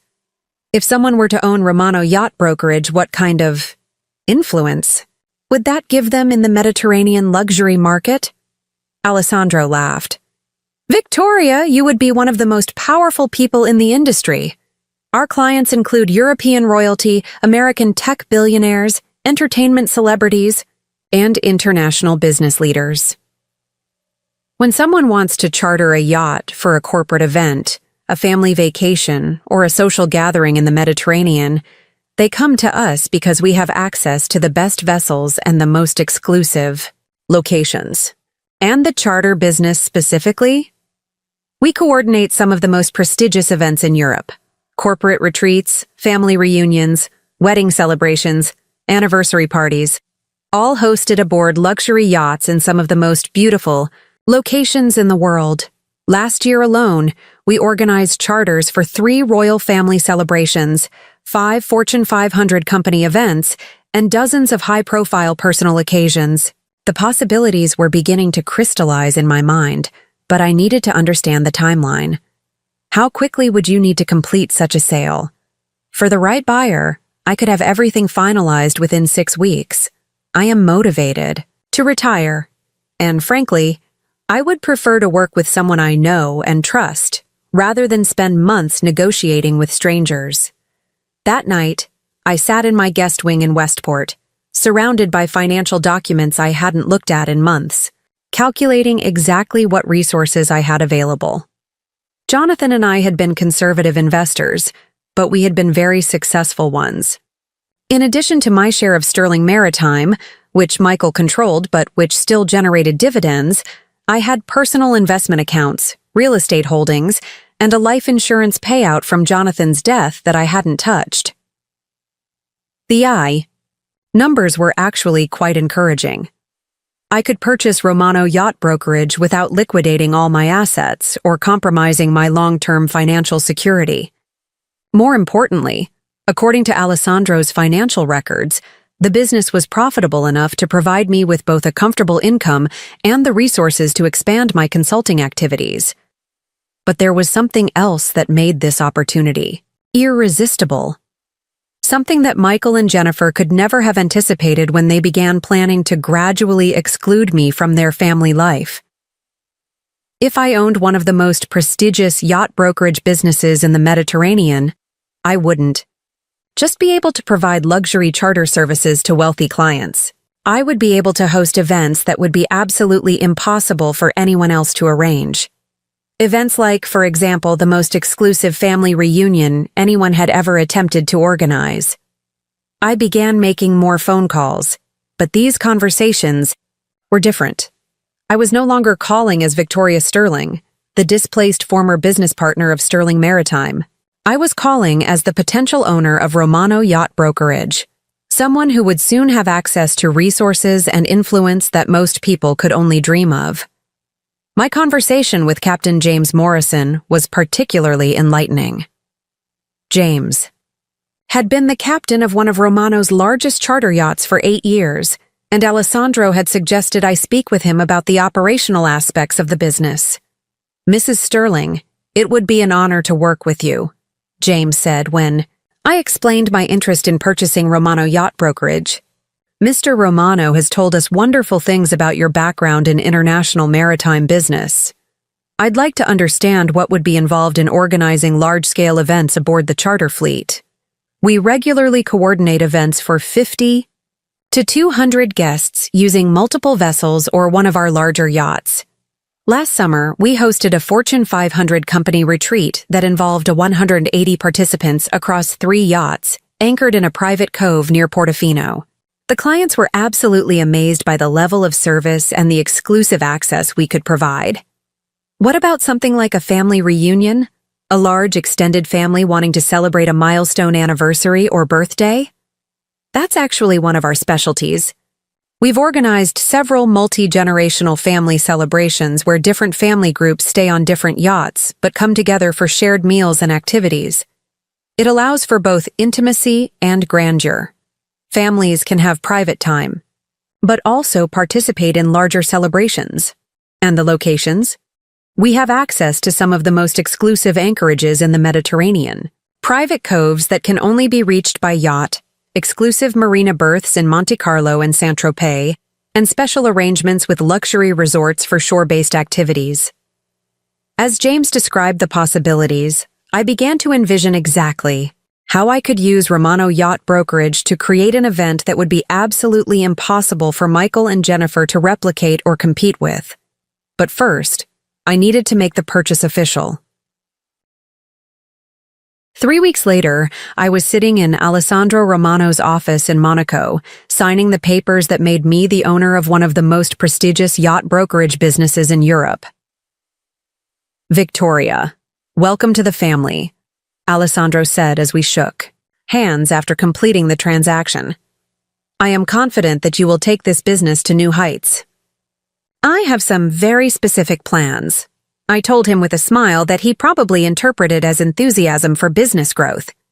If only he knew. Over the following month, while Michael and Jennifer continued to treat me like a problematic household guest in Westport, I was secretly learning every aspect of the yacht charter business. I spent long phone calls with captains, crew managers, event coordinators, and marina directors, understanding exactly how to organize the kind of luxury experience that most people could never access. I also began planning something very specific. A Sterling family reunion that would celebrate what would have been Jonathan's 75th birthday. A gathering of our extended family and closest friends aboard a luxury yacht in the Mediterranean, hosted by the new owner of Romano Yacht Brokerage. An event so exclusive, so prestigious, and so impossible to attend without my personal invitation, that everyone who had ever known the Sterling family would be desperate to be included, especially the family members who had been systematically excluding me from their own celebrations. But I was getting ahead of myself. First, I needed to return to Westport and endure a few more months of being treated like disposable household help, because the longer they took me for granted, the more dramatic their education was going to be, and I wanted them to be absolutely certain that they no longer needed or wanted Victoria Sterling in their lives before I showed them exactly who Victoria Sterling really was. The stage was set. The resources were in place. The guest list was being carefully curated. All that remained was waiting for Michael and Jennifer to make the final move that would justify everything I was about to do. And based on the conversations I'd been overhearing, that moment was coming, very soon. The confrontation that would change everything came on a warm May evening, during what should have been a celebration of Emma's 8th grade graduation. But it became the moment when Michael and Jennifer finally revealed exactly how disposable they considered me to be. I had been living in their guest wing for nearly a year, providing thousands of dollars worth of services while being systematically excluded from any meaningful role in family decisions. During that time, I had secretly purchased Romano Yacht Brokerage and had been quietly planning the most exclusive family reunion in Sterling family history. But Michael and Jennifer had no idea about any of that. To them, I was still the financially dependent widow who should be grateful for their tolerance. The graduation dinner was supposed to be a family celebration at Le Bernardin in New York City, a restaurant I had actually recommended because Jonathan and I had entertained European clients there many times over the years. Emma had finished 8th grade with honors, particularly excelling in her art and French classes, subjects where my tutoring had been instrumental in her success. But when the day arrived, I discovered that my presence at the dinner was not actually part of the plan. "Mom, we need to talk," Michael said that afternoon, approaching me in the guest wing with an expression I recognized from our Sterling Maritime board meetings, the look he wore when he was about to deliver disappointing news that he expected me to accept graciously. "Of course. What's on your mind?" "It's about dinner tonight. Jennifer and I have been talking, and we think it might be better if this was just an immediate family celebration." I felt the familiar knot forming in my stomach, but I tried to remain calm. "I am immediate family, Michael. I'm Emma's grandmother. Of course you are. But tonight is really about Emma's transition to high school, and we want her to feel like the absolute center of attention. Having too many adults at the table might dilute that focus." It was a reasonable-sounding explanation that made no actual sense. Emma loved spending time with me, and excluding her grandmother from her graduation celebration would hardly make her feel more special. "Emma specifically asked if I was coming to dinner," I said. "She wanted to tell me about her plans for summer art classes, and she can tell you all about it tomorrow," Jennifer said, appearing in the doorway with that bright, false smile she used when she wanted to seem accommodating while dismissing my concerns. "Tonight is really about celebrating her achievements with her parents and looking ahead to the next chapter of her education. The next chapter that I've been helping her prepare for with tutoring and encouragement for the past year."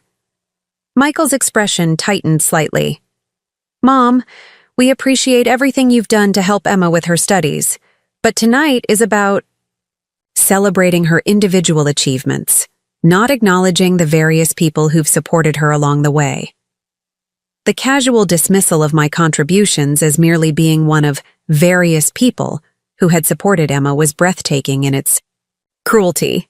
I had spent hours every week helping her with French conversation, teaching her art techniques, sharing cultural knowledge that had enriched her understanding of the world. But to her parents, I was just another support service that could be acknowledged or ignored as convenient. Besides, Jennifer added, we've made reservations for 4 people. Changing it now would be complicated. They had made reservations for 4 people. They had planned Emma's graduation celebration deliberately excluding me, then waited until the day of the dinner to inform me that I wasn't invited. But what came next was even worse. Actually, Mom, since you'll be home tonight anyway, would you mind handling something for us? Michael asked. James has a friend coming over for a sleepover, and it would be really helpful if you could supervise them while we're at dinner. They wanted me to babysit James and his friend while they celebrated Emma's graduation at one of the finest restaurants in New York City. They were excluding me from the family celebration and simultaneously asking me to provide free childcare services so they could enjoy their evening without worrying about their other child. You want me to stay home with James while you take Emma to celebrate her graduation? It's not like that, Jennifer said quickly. James understands that this dinner is specifically about Emma's achievement. He's excited about having his friend over. And honestly, he'd probably prefer staying home and playing video games to sitting through a long dinner at a fancy restaurant. But Emma would prefer having her grandmother at her graduation dinner. Emma will understand, Michael said, with finality. She's mature enough to recognize that different occasions call for different arrangements. I stared at my son, this man I had raised to be thoughtful and inclusive, who was now explaining why my granddaughter would understand being separated from her grandmother during one of the most important celebrations of her young life.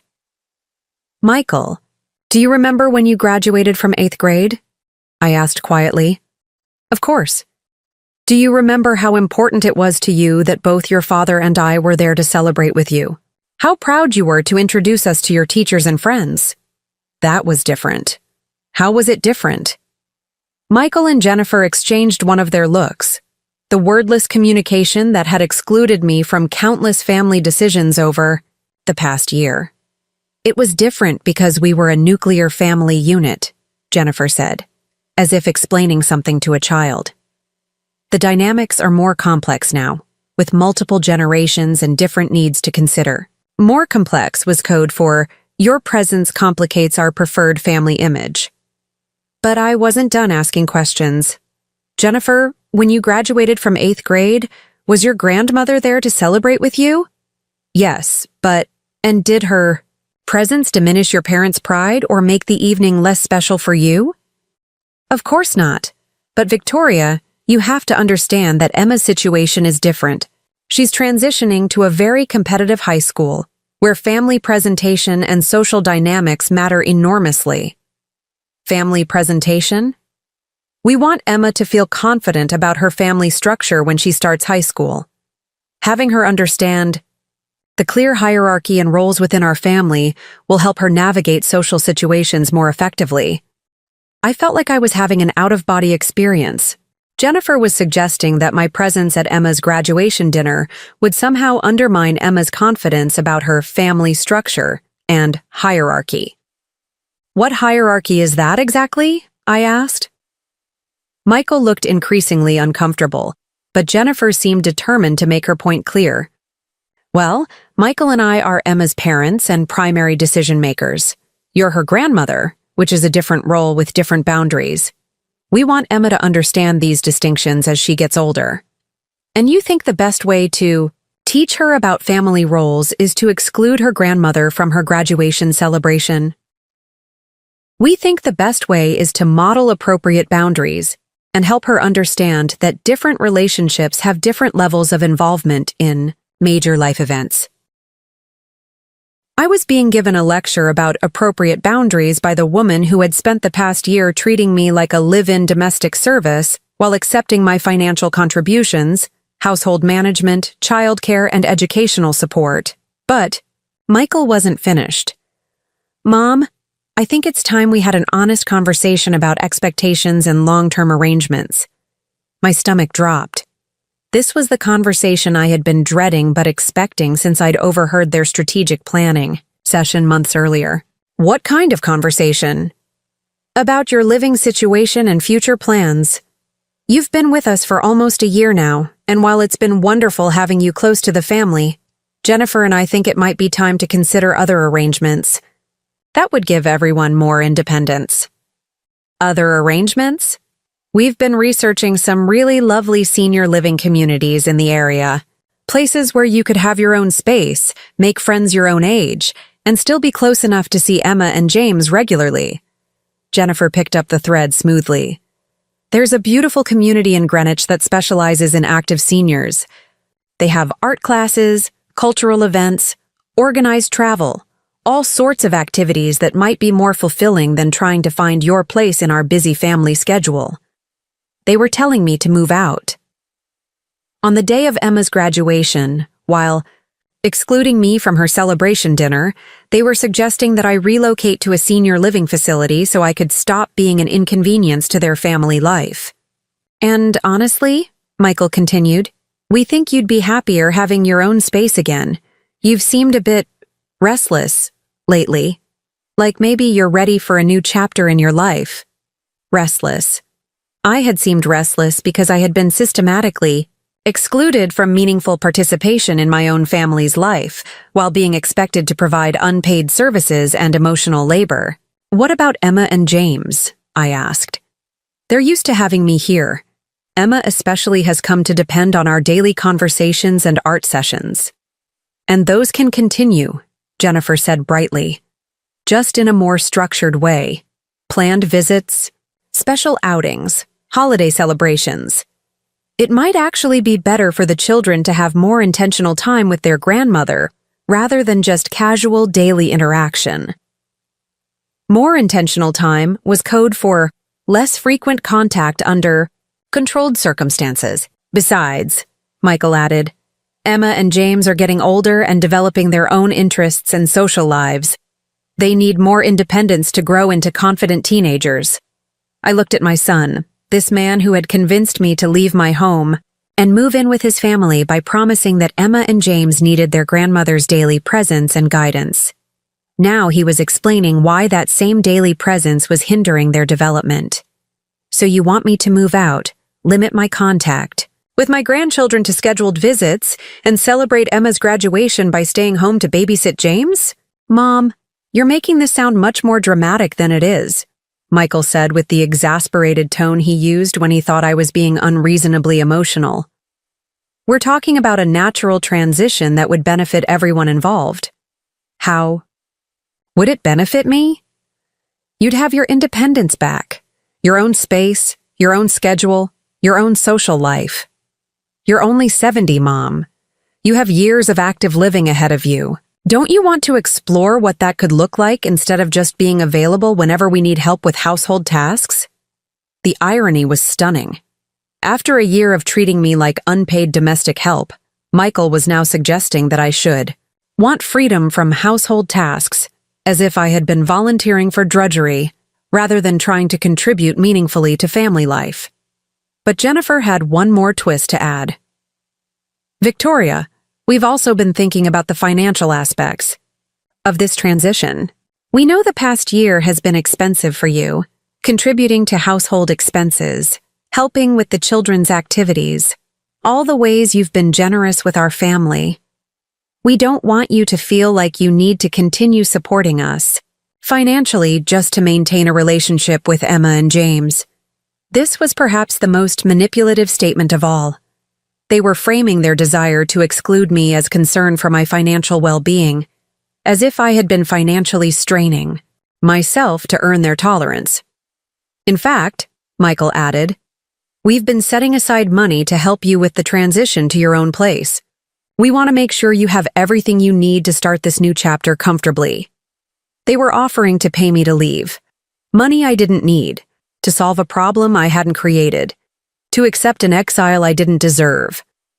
I looked at these two, people who had spent a year systematically using my resources, expertise, and emotional labor, while gradually excluding me from any meaningful role in the family I had helped support. And I realized that this moment, Emma's graduation day, when they were asking me to babysit one grandchild while being excluded from the other's celebration, was the perfect crystallization of exactly how they viewed my worth. "You know what?" I said quietly, standing up from the chair where I'd been sitting during this devastating conversation. "You're absolutely right. It is time for a new chapter." Michael looked relieved. "I'm so glad you understand, Mom. We were worried you might be upset about the change." "Oh, I'm not upset about the change. I'm excited about it." "Really?" Jennifer seemed surprised by my positive response. "Really? In fact, I think tonight is the perfect time to start this new chapter. You should absolutely go celebrate Emma's graduation without me. And you shouldn't worry about James and his friend. I'll make sure they're taken care of." "That's wonderful, Mom. I knew you'd understand once we explained everything." "I understand perfectly. But Michael, before you go, there's something I need to tell you." "What's that?" "I need to give you my new contact information. Because starting tomorrow, I won't be living here anymore." Both Michael and Jennifer looked confused. "What do you mean?" "I mean, I'm moving out tonight. I have a new home waiting for me, and I think it's time I started living there." "But Mom, we just said we'd help you find a place. You don't have to make any hasty decisions." "It's not a hasty decision, Michael. I've been planning this for months." I walked to my writing desk and pulled out a folder I had been keeping ready for exactly this moment. "In fact, I have something for you. Consider it a graduation gift for Emma and a housewarming gift for yourselves." I handed Michael an envelope containing a printed invitation on elegant cream-colored cardstock.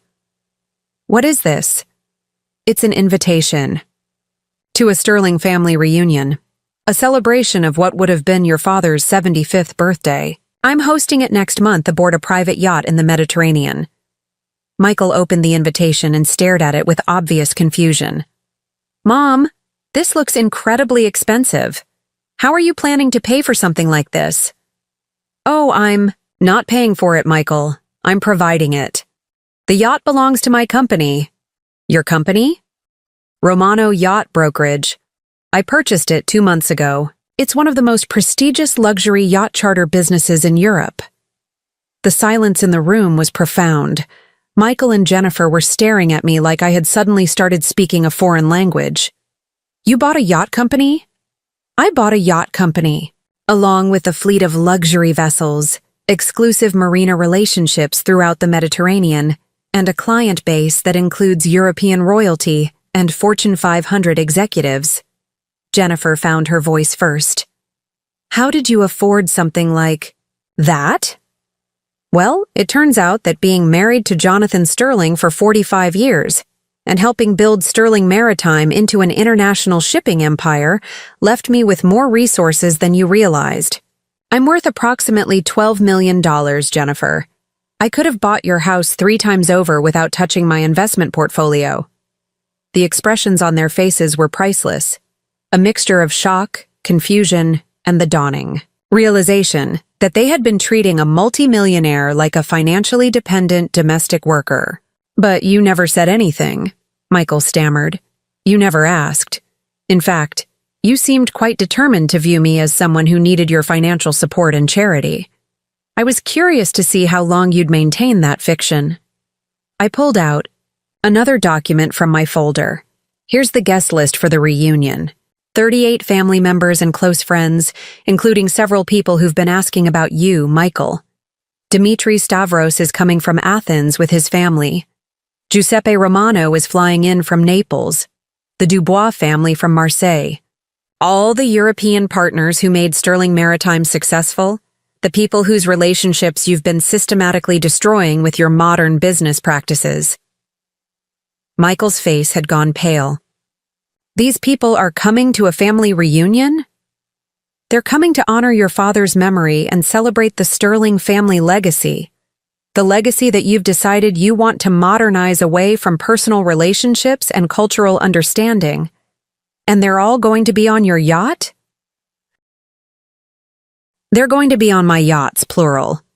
I'm chartering 3 vessels for the celebration. The main event will be aboard a 200-foot yacht anchored in a private cove near Portofino. It's the kind of exclusive experience that money can't buy. You have to have the right relationships and industry connections. I paused to let that sink in, then continued. Of course, you and your family are invited. Although I should mention that attendance is by invitation only. And given your recent priorities, I wasn't sure if you'd be interested in spending time with the people and traditions you've been working so hard to leave behind. Jennifer had finally found her voice. Victoria, I don't understand. If you have this kind of money and business success, why have you been living in our guest wing? Because, Jennifer, I wanted to see what kind of people you really were when you thought I needed you more than you needed me. I wanted to understand what my relationship with my son and his family was actually based on. And what did you conclude? I concluded that you're both exactly the kind of people who would exclude a grandmother from her granddaughter's graduation celebration while asking her to provide free childcare. You're exactly the kind of people who would treat a family member like disposable domestic help while accepting their financial contributions and expertise. Michael was staring at the invitation, clearly trying to process the implications.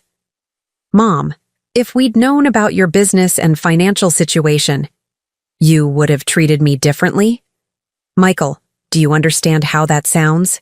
You're telling me that you would have been more respectful if you'd known I was wealthy and successful, which means your respect was conditional on my status and resources, not on our family relationship.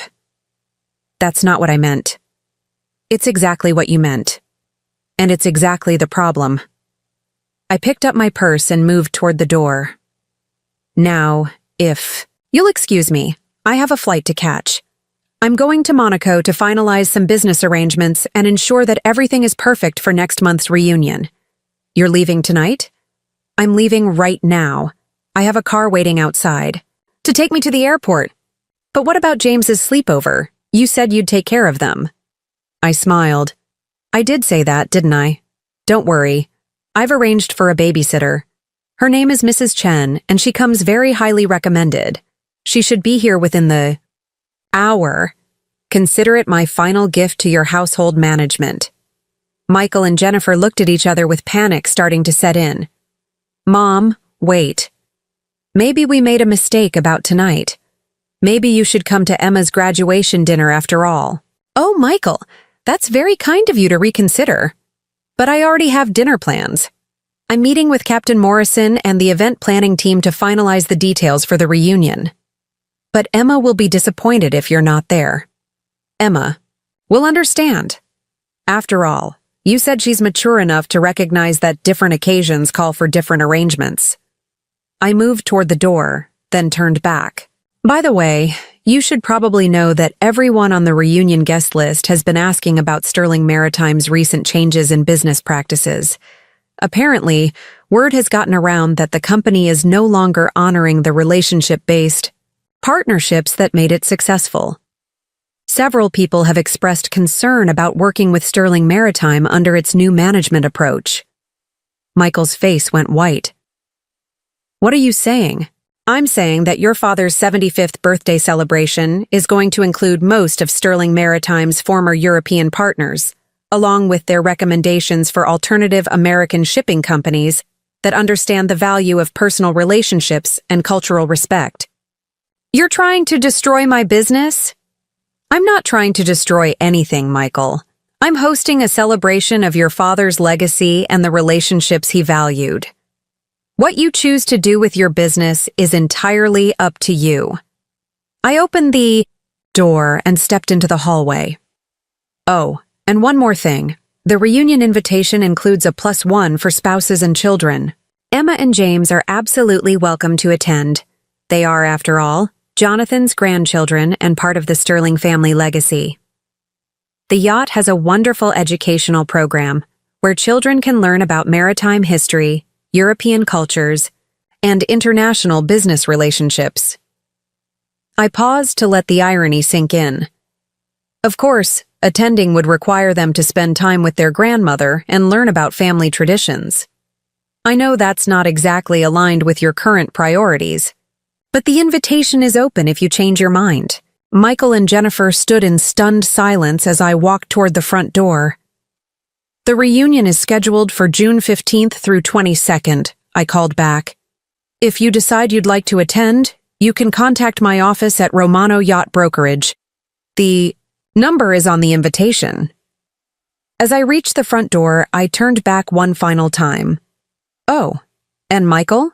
You might want to call Emma and explain that her grandmother had to leave town unexpectedly on business. I'm sure she'll understand that different occasions call for different arrangements. I walked out of their house and into the waiting car, leaving behind a year of being treated like a convenient domestic resource and stepping into my new life as one of the most influential people in the Mediterranean luxury market. 3 hours later, I was in first class on a flight to Monaco, sipping champagne and reading emails from potential clients who wanted to charter my yachts for their own exclusive events. And 3 weeks after that, I received a very interesting phone call from Michael. Mom, we've been thinking about the reunion invitation. Oh, Emma and James are very excited about the idea of spending time on a yacht and learning about their grandfather's business relationships. That's wonderful. Children should understand their family heritage. And Jennifer and I have been reconsidering some of our recent business decisions at Sterling Maritime.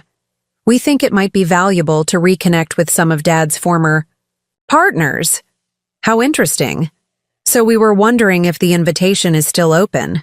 I looked out from the deck of my flagship yacht, anchored in the pristine waters off the coast of Portofino, where I was overseeing final preparations for what would be the most exclusive and talked-about family reunion in recent memory.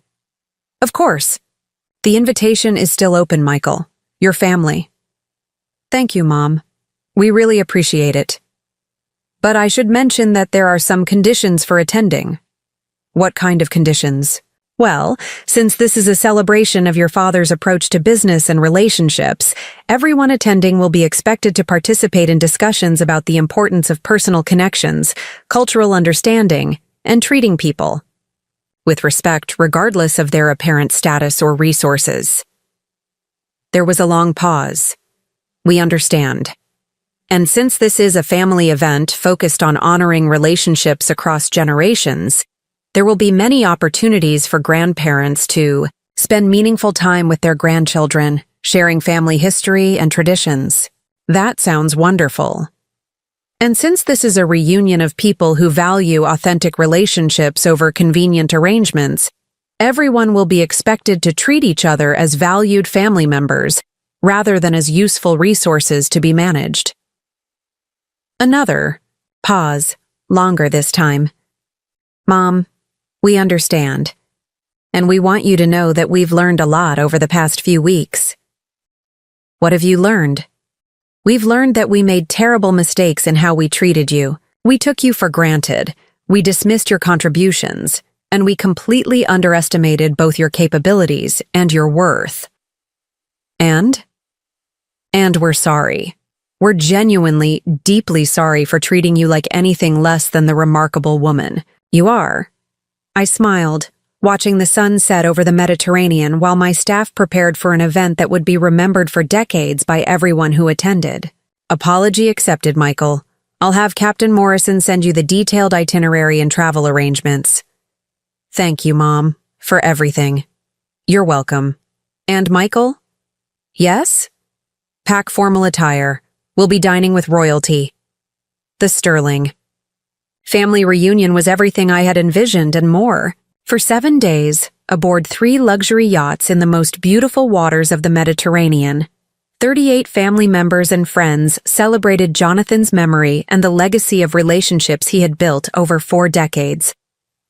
Emma and James spent hours learning about their grandfather's business philosophy, hearing stories from European partners who spoke of Jonathan's integrity and respect for different cultures. They practiced their language skills with Italian and Greek guests, learned about maritime navigation from professional captains, and discovered a family heritage far richer and more international than they had ever imagined. Michael spent the week rebuilding relationships that his modern business practices had damaged, slowly realizing that the personal connections he had dismissed as outdated were actually the foundation of Sterling Maritime's success. Jennifer discovered that being married to a shipping executive meant being part of a global community of sophisticated, accomplished people who valued knowledge, cultural understanding, and authentic relationships over social status and competitive networking. And I discovered something I had almost forgotten during that difficult year in Westport: who I really was when I was treated with the respect and appreciation I deserved. On the final evening of the reunion, as we anchored in a secluded cove near Cinque Terre for a farewell dinner under the stars, Michael found me on the deck of the main yacht. "Mom, can we talk?" "Of course. I want you to know that this week has been incredible. Not just the yacht and the locations and the luxury, but seeing you in your element. Watching you coordinate something this complex, manage relationships with people from different countries and cultures, handle business discussions in multiple languages. I had forgotten how remarkable you are." "Thank you, Michael. And I want you to know that when we get back to the States, things are going to be different, at Sterling Maritime and in our family." "How so?" "I want you to come back to Sterling Maritime, not as an advisor or consultant, but as a partner. I want to rebuild the European relationships we've lost, and I want to learn from your experience instead of dismissing it. And in the family? I want you to be Emma and James's grandmother in the fullest sense. Not someone we include when it's convenient, but someone who's integral to their understanding of who they are and where they come from." I looked at my son, this man who had spent a year treating me like disposable help, now offering me everything I had wanted when I first moved to Westport. "Michael, I appreciate that offer, but I think I'm quite happy with my new life." "What do you mean?" "I mean that Romano Yacht Brokerage is thriving. I have more business than I can handle, and I'm genuinely excited about building something new rather than trying to recapture something that's already been lost." "But what about family? What about being close to Emma and James?" "Family isn't about proximity, Michael. It's about respect, love, and shared experiences. This week has shown me that I can have meaningful relationships with my grandchildren without living in your guest wing or accepting being treated as a household convenience." "So you're staying in Monaco?" "I'm staying in my new life. Emma and James are welcome to visit me whenever they want. In fact, I'm planning several educational trips that would give them incredible exposure to art, culture, and history. And you and Jennifer are welcome in my life too, as long as you remember what you've learned about treating people with respect." Michael nodded slowly. "We won't forget." "I hope not, because Michael, this is the last time I'm going to rescue you from the consequences of underestimating someone you should have valued." As I stood on the deck of my yacht, surrounded by family and friends who appreciated both my contributions and my company, watching my grandchildren laugh with new friends from different countries, I realized that the year I had spent being treated like a burden had actually been a gift. It had forced me to remember who I was when I wasn't trying to earn someone else's approval. It had motivated me to build something new, rather than clinging to something that was being taken away from me. And most importantly, it had taught me that respect isn't something you beg for. It's something you require. The Sterling family reunion became legendary in the maritime industry, talked about for years as the perfect example of how to honor relationships while celebrating success. Romano Yacht Brokerage became the most sought-after charter company in the Mediterranean, with a waiting list of clients who wanted to experience the kind of exclusive elegance that only Victoria Sterling could provide. And I became exactly what I had always been, but had temporarily forgotten: a remarkable woman whose worth wasn't determined by other people's opinions, whose value wasn't diminished by other people's blindness, and whose happiness wasn't dependent on other people's approval. Sometimes the best thing that can happen to you is being told you're not wanted by people who never deserved you in the first place. And sometimes the most educational gift you can give someone is showing them exactly what they lost when they decided you weren't worth keeping. The Sterling family learned both lessons perfectly, and I learned the most important lesson of all. That the right response to being called a burden is not to prove you're not a burden. It's to become too powerful for anyone to dare treat you like one ever again. Up next, you've got 2 more standout stories right on your screen. If this one hit the mark, you won't want to pass these up. Just click and check them out. And don't forget to subscribe and turn on the notification bell so you don't miss any upload from us.